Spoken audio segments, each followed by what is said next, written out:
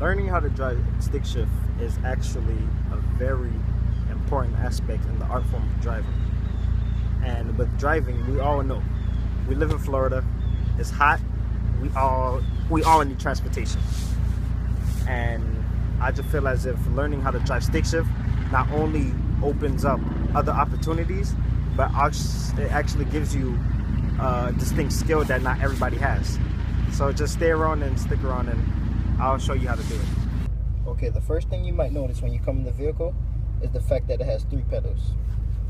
This being the gas, this being the brakes, and of course this, the third pedal, which is the clutch. And when people see the third pedal, instantly they get intimidated.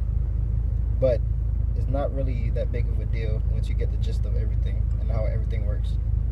Okay, the second thing you might notice that's different than a regular automatic transmission car is the fact that it has a shifter that has each individual gear on it. First, second, third, fourth, and fifth, and the 6th gear being reverse. And this pattern is called the H pattern. And the H pattern is designed to let you know which gear you're engaging as you're shifting. Okay.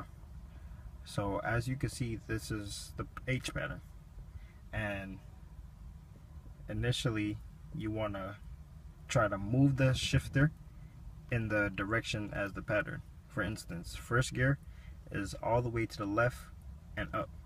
So I'll take the shifter, move it over to the left and up. For second gear, I'll move it over and down. Third gear is straight up. Fourth, straight down. And the 5th gear, over to the right, is 5th. And for your last gear is reverse, which is all the way over and down. And when it's in the middle, the dead middle, if it could wiggle, that means the car is in neutral. Okay. Now, of course, this is your speedometer and this is your RPMs. So usually when shifting gears, you want to catch it at a sweet spot anywhere between 2,000 and 3,000 RPMs. But depending on how fast you want to go, you could shift it a little further. But usually if you were doing a regular commute, anywhere from 2,000 to 3,000. For example,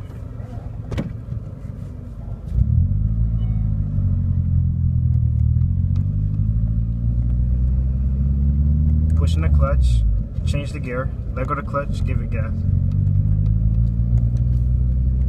Okay, and this is the footwork that goes into changing the gears. Pushing the clutch, putting it first, ease up off the clutch nice and slow, and when the car starts rolling, you let go of the clutch, give it gas.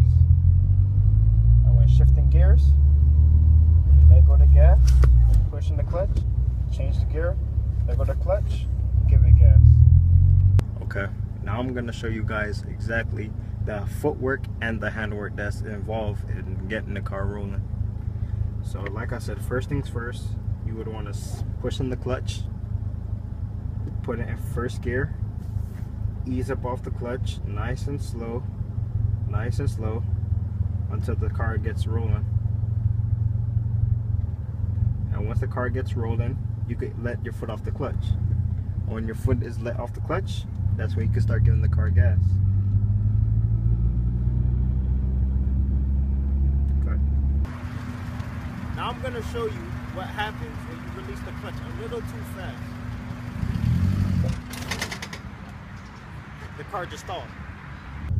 Okay, and that's what you don't want to happen. And that's a result of releasing the clutch before you reach the engagement point. So now that we got that out the way, let's try to video a little driving. And another thing, people, keep this in mind.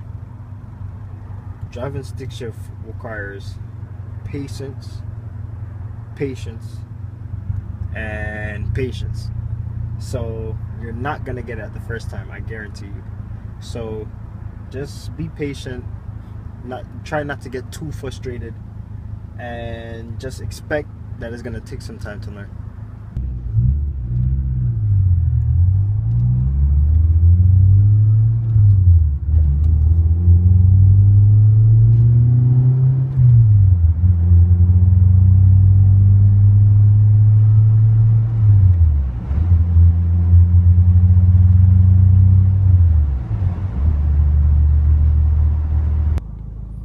people, that's pretty much the basics of how to drive and operate a manual transmission car, aka stick shift. Hopefully you learned a thing or two, and hopefully you know how to drive stick shift now. So later. That is how you can learn how to drive stick shift. So I'm out.